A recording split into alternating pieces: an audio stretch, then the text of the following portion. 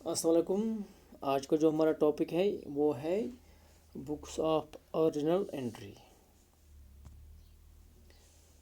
वो बुक जिसमें हम सबसे पहले ट्रांजैक्शंस को रिकॉर्ड करते हैं उसको हम कहते हैं बुक्स ऑफ ओरिजिनल एंट्री। ये बुक इसमें हम सबसे पहले ट्रांजैक्शंस को रिकॉर्ड करते हैं, इसलिए हम इसको कहते हैं बुक्स ऑफ ओरिजिनल एंट्री। ये जो हम ट्रांजैक्शन रिकॉर्ड करते हैं इन दिस बुक में, इसमें हमें सोर्स डॉक्यूमेंट्स की ज़रूरत होती है, तब जाके हम ट्रांजैक्शंस को रिकॉर्ड कर सकते हैं। जैसे कि vouchers, invoices, cash memos and bills, इनकी हमें ज़रूरत होती है so that we can record transaction in these books. So अब हम ये कह सकते हैं कि बुक्स ऑफ ऑर्डिनरी ट्रेमोस बुक को कहते हैं जिसमें हम सबसे पहले ट्रांजैक्शंस रिकॉर्ड करते हैं। जो भी ट्रांजैक्शंस कंपनीज में होती है, सबसे पहले हम किस में इन ट्रांजैक्शन को रिकॉर्ड करते हैं? बुक्स ऑफ ऑर्डिनरी में। Classification of books of ordinary. Books of ordinary there are 3 types of books of ordinary. First is journal, subsidiary books, journal proper. Subsidiary books में और भी 2 किस्म हैं, cash book, special purpose books. Special purpose books में है purchase book, purchase return book, sales book, sales return book, bills receivable book, bills payable book. सबसे पहले हम पढ़ेंगे जर्नल। जर्नल एक अहम बुक है बुक्स ऑफ ऑर्डिनरी की, जिसमें हम ट्रांजैक्शंस को रिकॉर्ड करते हैं फर्स्ट टाइम। जर्नल, ये जो जर्नल है ये वर्ड किससे डिराइव हुआ है? From the French word jour which means a day. So अब हम ये कह सकते हैं कि ये जो जर्नल है ये वो बुक है जिसमें हम ऑल मॉनिटरी ट्रांजैक्शंस रिकॉर्ड करते हैं ऑन डेली बेसिस। सो इसमें हम क्या करते हैं? इसमें हम ट्रांजैक्शंस को रिकॉर्ड करते हैं डेली बेसिस पर, ऑल मॉनिटरी ट्रांजैक्शंस। सो जर्नल वो बुक है जिसमें हम ऑल मॉनिटरी ट्रांजैक्शन रिकॉर्ड करते हैं डेली बेसिस पर, क्योंकि ये जो वर्ड है ये किससे डिराइव हुआ है? जॉर से, which means a day. So in journal we are recording all monetary transaction on a daily basis. और जो ये हम ट्रांजैक्शन इसमें रिकॉर्ड करते हैं वो हम रिकॉर्ड करते हैं in chronological order, means in order of their occurrence. जो भी हम ट्रांजैक्शन इसमें रिकॉर्ड करते हैं वो हम इन ए क्रोनोलॉजिकल ऑर्डर में रिकॉर्ड करते हैं। फॉर एग्जांपल अगर 1 जनवरी को कोई ट्रांजैक्शन हुई है तो वो हम किस डेट में रिकॉर्ड करेंगे? 1 जनवरी, after date 5, 5th, 8th। So in order of their occurrence इसमें हम ये ट्रांजैक्शन रिकॉर्ड करते हैं। हम ये जो जर्नल है इसमें हम सबसे पहले ट्रांजैक्शंस को रिकॉर्ड करते हैं, इसलिए हम इसको कहते हैं बुक्स ऑफ ऑर्डिनरी और प्राइम एंट्री। ये जो जर्नल है इसमें हम सबसे पहले ट्रांजैक्शंस को रिकॉर्ड करते हैं, इसलिए हम इसको कहते हैं बुक्स ऑफ ऑर्डिनल एंट्री। सो फिर से मैं समझाऊंगा। जर्नल, जर्नल हम उस बुक को कहते हैं जिसमें हम सबसे पहले ट्रांजैक्शन मॉनिटरी ट्रांजैक्शन रिकॉर्ड करते हैं in a chronological order, means in order of their occurrence. वो ट्रांजैक्शन, वो मॉनिटरी ट्रांजैक्शन जो हम रिकॉर्ड करते हैं इन ए जर्नल में। सो जर्नल मीन्स वो ट्रांजैक्शन जिसमें हम रिकॉर्ड करते हैं transaction in a chronological order on daily base. इसमें हम डेली बेस पे ट्रांजैक्शन को रिकॉर्ड करते हैं, क्योंकि कंपनी में हर रोज़ ट्रांजैक्शन होती रहते हैं, तो इसलिए हम इन ट्रांजैक्शन को इसमें रिकॉर्ड करते हैं जर्नल में on a daily basis. Utility और features of journal. What are the features of journal? First one is book of ordinary entry। ये जो जर्नल है इसको हम कहते हैं बुक ऑफ ऑर्डिनरी एंट्री। क्यों? क्योंकि इसमें हम ट्रांजैक्शंस को सबसे पहले रिकॉर्ड करते हैं, इसलिए हम इसको कहते हैं book of ordinary entry. Second one is fundamental book in line with double entry book keeping. इसमें हम क्या करते हैं? जो इससे पहले भी मैंने आपको पढ़ाया था, double entry system, each debit has an equal credit. इसमें भी यही होता है। इसमें एक ट्रांजैक्शन डेबिट की होगी और दूसरी ट्रांजैक्शन क्रेडिट की होगी। सो ये जो हम जर्नल एंट्री बनाते हैं ये हम बनाते हैं as per double entry book system. Follow chronological order. जो भी ट्रांजैक्शंस हम इसमें रिकॉर्ड करते हैं वो हम एज पर क्रोनोलॉजिकल ऑर्डर रिकॉर्ड करते हैं। सो इसमें ये जो चांसेस है ओमिटिंग ऑफ एनी ट्रांजैक्शन वो कम रहता है इसमें, क्योंकि हम as per the occurrence of the transaction इसमें हम ये ट्रांजैक्शन रिकॉर्ड करते हैं।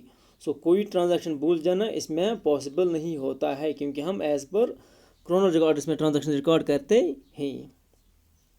Complete information about business transactions, एक और फीचर इसमें क्या है, जो भी इसमें हम ट्रांजैक्शन रिकॉर्ड करते हैं उससे हमें एक कंप्लीट इंफॉर्मेशन मिलती है बिजनेस ट्रांजैक्शंस की।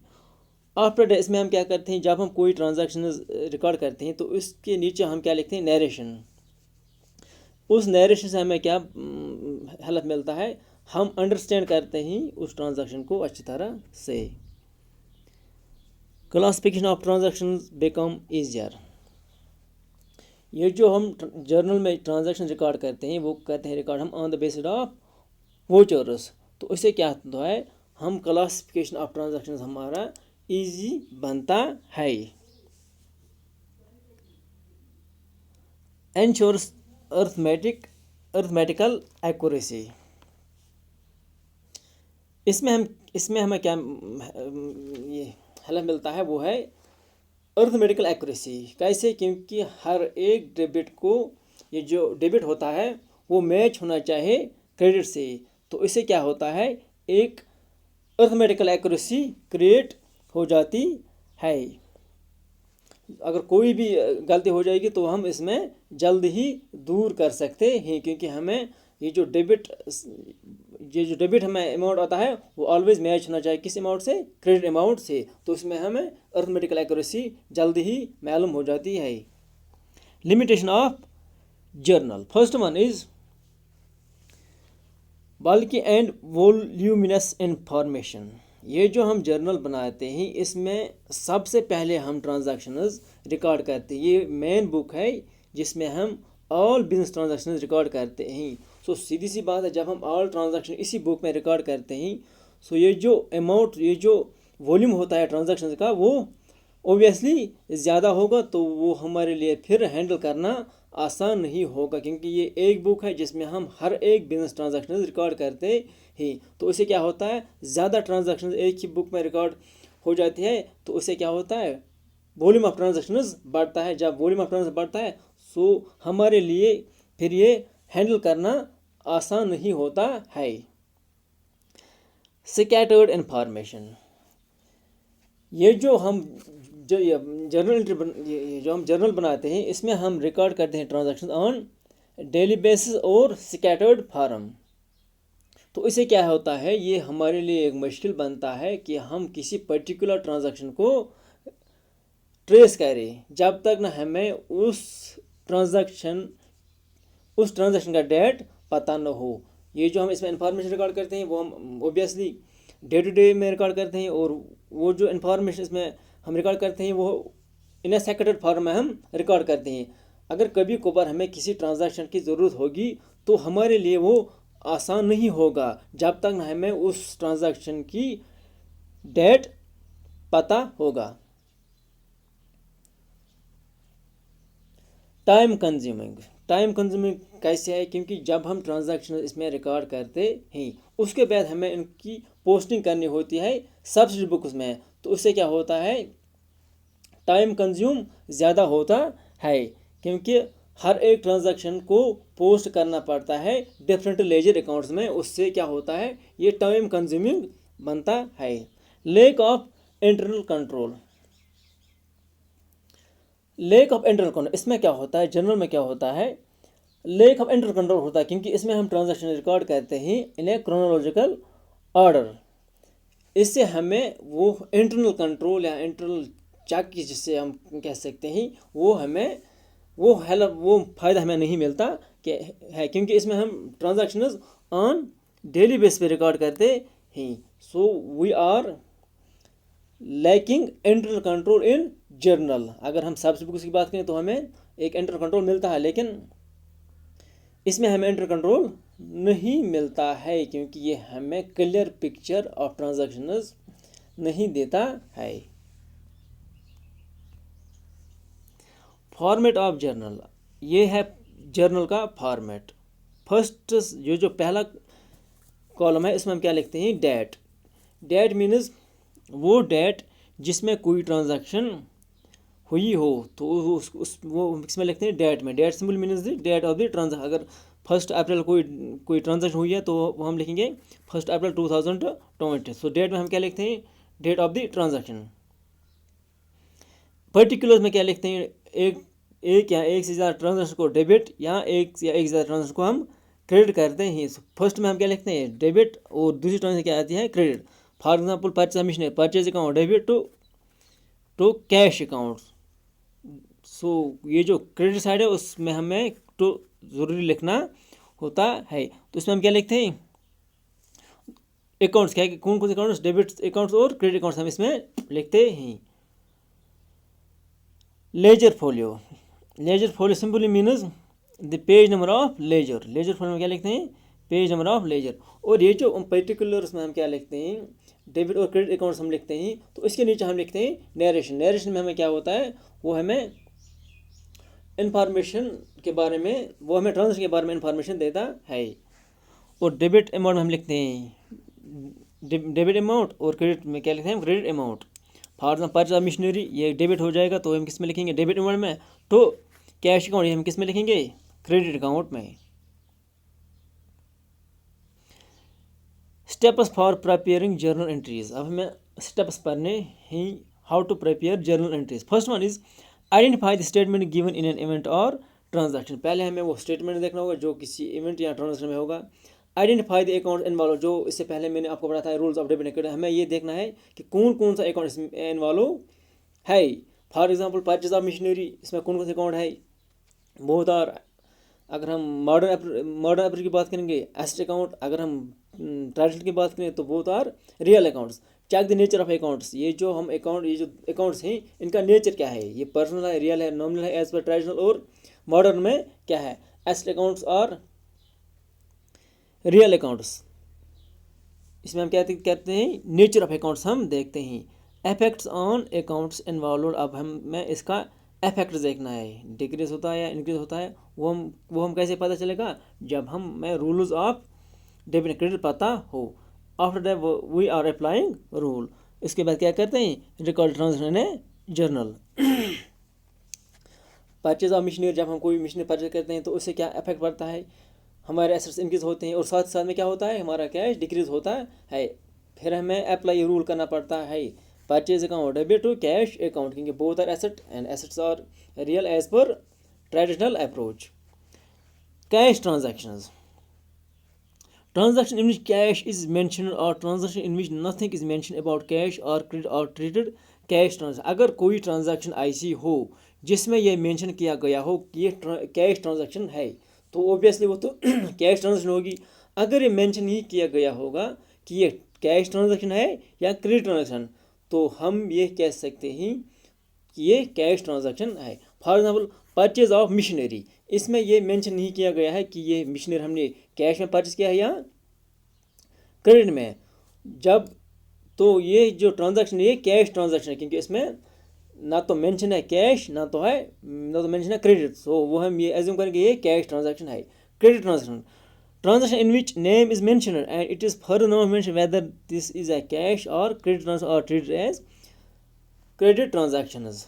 एक और ट्रांजैक्शन होगी अगर उसमें ये मेंशन किया गया होगा कि अगर उसमें उस पर्सन का नाम मेंशन किया गया होगा लेकिन ये मेंशन नहीं किया गया है कि ये ट्रांजैक्शन ये आइटम हम कैश में परचेज करते हैं या ट्रांजैक्शन में, तो हमें ये एज्यूम करना है, हमें ये ट्रीट करना है कि ये ट्रांजैक्शन क्रेडिट ट्रांजैक्शन है। For example purchase of goods from Rahim, तो यहाँ पर रहीम का नाम आया है लेकिन ये मेंशन नहीं किया गया है कि ये कैश ट्रांजैक्शन है या क्रेडिट। हम इसमें क्या है डायरेक्टली हम ये ट्रांजैक्शन डायरेक्टली क्या इंडिकेट करता है, परचेज ऑफ मशीनरी फ्रॉम रहीम। सो हम रहीम से मशीनरी परचेज करते हैं लेकिन ये नहीं लिखा गया है कि कैश में परचेज करते हैं हम या क्रेडिट में। जब ये नहीं लिखा गया होगा, सिर्फ इतना लिखा गया होगा कि सिर्फ उस आदमी का नाम लिखा गया होगा, तो हम ये ट्रीट करते हैं कि ये क्रेडिट ट्रांजैक्शन है। अगर ऐसी ट्रांजैक्शन होगी परचेज ऑफ मशीनरी फ्रॉम रहीम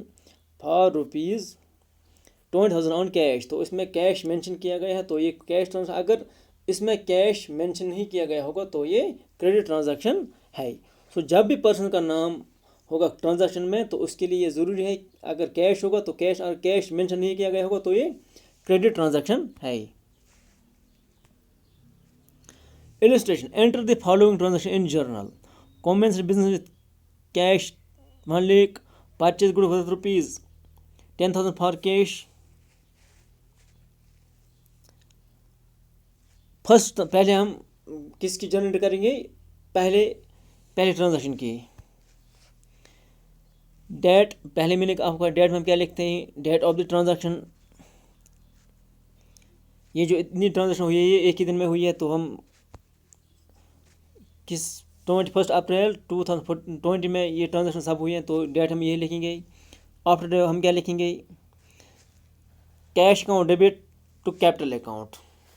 कैसे, क्यों हम लिखेंगे ये कैश अकाउंट डेबिट और कैपिटल अकाउंट, वो आपको रूल पता होना चाहिए डेबिट और क्रेडिट का। इससे पहले मैंने आपको कहा था कि ये जो डेबिट और क्रेडिट है, rules of debit and credit है, it is very important for we to understand this. तब जाके हमें आगे जो क्वेश्चन हैं वो हम सॉल्व आसानी से कर सकते हैं, क्योंकि इनका इस्तेमाल हर जगह अकाउंटिंग में होता है। ये जो ओनर है उसने अपनी बिजनेस स्टार्ट की है कैश के साथ वर्थ ₹1 लाख। सो इसमें कौन कौन सा अकाउंट इन्वॉल्व होगा, कैश अकाउंट और कैपिटल अकाउंट। कैश अकाउंट कौन सा अकाउंट है, रियल अकाउंट। अब इसमें टैक्स अप्रोच में अप्लाई करूँगा इस जर्नल एंट्री में। ये जो हम जर्नल करेंगे इसमें हम कौन सा रूल अप्लाई करेंगे, हालांकि दोनों रूल क्या है, सेम है। दोनों में क्वेश्चन का आंसर सेम निकलेगा, लेकिन अभी आप पे डिपेंड करता है आप कौन सा रूल अप्लाई करोगे, क्योंकि इसमें मेंशन नहीं किएगा आपको कौन सा रूल अप्लाई करना है, क्योंकि दोनों रूल जो है उसमें आंसर सेम ही आ जाएगा। Cash account debit to capital account. Cash account कौन सा अकाउंट है, as per traditional approach real rule for real is debit company credit goes out. जब ओनर ने कंपनी में कैश इन्वेस्ट किया है तो ऑब्वियसली कैश क्या होगा, increase. Cash is coming in, cash company में क्या आता है, कैश कंपनी में आता है, तो cash account debit. Capital account, capital account is related with the owner of the business, और जो ओनर है वो क्या होता है, natural person. Rule for person is debit the receiver credit the giver. यहाँ पर जो ओनर है वो रिसीवर है या गिवर, ऑब्वियसली वो तो गिवर है क्योंकि वो कंपनी में कैश इन्वेस्ट करता है। सो हम क्या लिखेंगे, डेबिट साइड में लिखेंगे हम 1 लाख और क्रेडिट साइड में लिखेंगे हम 1 लाख। कैश अकाउंट डेबिट, तो इसके नीचे हम क्या लिखते हैं, क्रेडिट। तो लेकिन हमें कुछ स्पेस छोड़नी पड़ती है, तब उसके बाद हम क्या लिखते हैं, टू से हम क्या लिखेंगे, टू कैपिटल अकाउंट, जो अकाउंट इन्वॉल्व होगा। यहाँ पर हमें कुछ स्पेस छोड़नी होती है। क्रेडिट का अमाउंट लिखेंगे हम क्रेडिट साइड में और डेबिट का लिखेंगे हम डेबिट साइड में।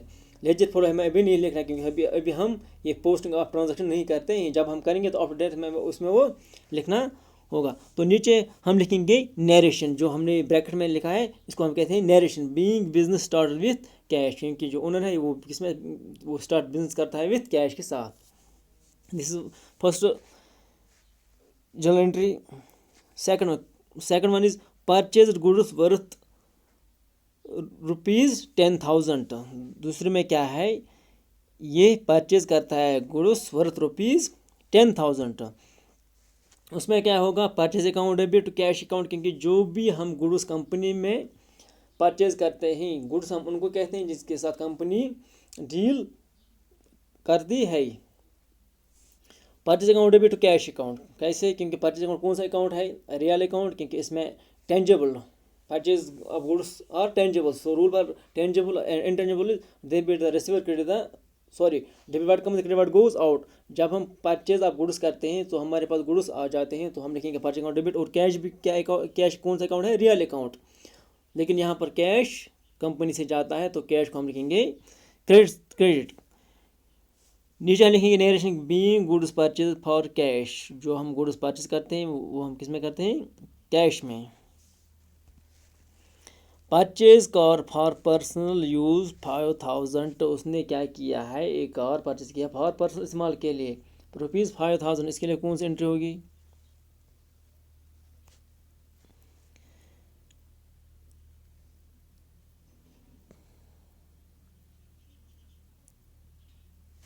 इसके लिए एंट्री होगी drawings account debit to cash account. Drawings account debit to cash account, की जो ओनर है वो विड्रॉ करता है कंपनी से कैश, तो drawings account debit to cash account. Being car purchase for personal use, क्योंकि जो ओनर है ये पर्सनल यूज़ के लिए ये कार इस्तेमाल करता है। इसमें हम लिखते हैं draw mix account debit to cash account, की कंपनी से कैश आउट होता है, cash is going out. Purchase goods worth ₹10,000 from Rahim. ये यहाँ पर आपको अकल लगानी होगी। ये जो हम गुड्स परचेज करते हैं ये हम किन से करते हैं परचेज? रहीम से। लेकिन इसमें ये मेंशन नहीं किया गया कि ये हम कैश में परचेज करते हैं या क्रेडिट में।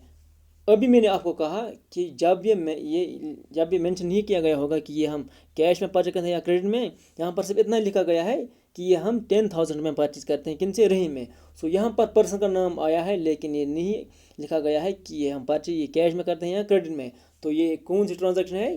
क्रेडिट ट्रांजैक्शन, क्योंकि इसमें पर्सन का नाम आया है लेकिन कैश का नाम नहीं आया। अगर ऐसा होता purchase goods worth ₹10,000 from Rahim for cash, तो ये कैश ट्रांजैक्शन, लेकिन इसमें कैश की जिक्र नहीं है। तो ये कौन सी ट्रांजैक्शन है? ये क्रेडिट ट्रांजैक्शन है। Purchase account debit to Rahim's account, की हम ऑन क्रेडिट परचेज करते हैं। अगर ये कैश में हो तो नीचे हम क्या लिखते हैं? तो कैश अकाउंट। लेकिन ये हम क्या करते हैं? क्रेडिट में परचेज करते हैं। सो यहाँ पर जो रहीम है, Rahim is the giver. Purchase account debit to Rahim's account. कैसे हम ये क्यों हम करते हैं परचेज अकाउंट डेबिट? क्योंकि परचेज अकाउंट कौन सा अकाउंट है? Real account. Debit what comes in, cash हमारे पास आ जाता है और Rahim is the giver. So Rahim का अकाउंट हम करेंगे credit. Paid Rahim in full settlement. ये जो रहीम है इनको हम अब क्या करते हैं? उनसे हमने गुड्स परचेज की थी 10,000 में, अब इनको कितना देते हैं? 9,008 इन फुल सेटलमेंट। इन फुल सेटलमेंट मतलब इन फुल सेटलमेंट का मतलब ये होता है कि ये जो इनके साथ जो भी हिसाब था वो अब ख़त्म हुआ है। मीन्स जितना उनका पैसा जितना हमने उनसे ये गुड्स परचेज किए थे ऑन क्रेडिट, वो अब सब हमने उनको पे किया है इन फुल सेटलमेंट। लेकिन इसमें हमें क्या होता है? ये जो 200 है ये हमें डिस्काउंट रिसीव होते हैं। We are receiving this as a discount. Rahim account debit कितना? 10,000 इन फुल सेटलमेंट। उन फुल सेटलमेंट मीन्स सब कुछ हिसाब अब इसके साथ ख़त्म हुआ है। लेकिन ये जो लेकिन हम इसको कितना देते हैं? 9,800। 200 जो है ये हम डिस्काउंट रिसीव करते हैं। और ये जो डिस्काउंट हम रिसीव करते हैं ये हम लिखेंगे किस साइड में? क्रेडिट साइड में। क्योंकि डेबिट और लॉस इनकम, जब हम कोई डिस्काउंट रिसीव करेंगे तो ये एक कंपनी के लिए इनकम होती है, तो हम किस साइड में लिखेंगे? क्रेडिट साइड में। Rahim account debit to discount account to cash account. So अब हमने रहीम का अकाउंट डेबिट किया है 10,000 के साथ और नीचे क्या लिखा है? Cash account. क्यों कैश अकाउंट? हम 9,800 लिखे क्योंकि हमें एक्चुअल कैश हम कितना देते हैं? 9,800 और 200 क्या है? ये हम डिस्काउंट रिसीव करते हैं। नीचे हम लिखेंगे being Rahim paid in full settlement. In full settlement का मतलब ये होता है कि जो भी हिसाब उनके साथ था वो अब सब हमने ख़त्म किया है। सो वो सारे पैसे अब हमने उसको दिए ही। Deposit into bank. जब हम कोई पैसा डिपॉजिट करते हैं बैंक में, बैंक क्या होता है यहाँ पर? रिसीवर। हम लिखेंगे bank account debit to cash account. क्योंकि जब हम कोई पैसा बैंक में डिपॉजिट करते हैं, bank is the receiver, bank because bank is a artificial person. Debit the receiver, credit the giver, bank is the giver. और जो कंपनी क्या है ये कैश क्या है? Cash is a real account. Cash company से जाता है तो कैश को हम करेंगे क्रेडिट। Paid check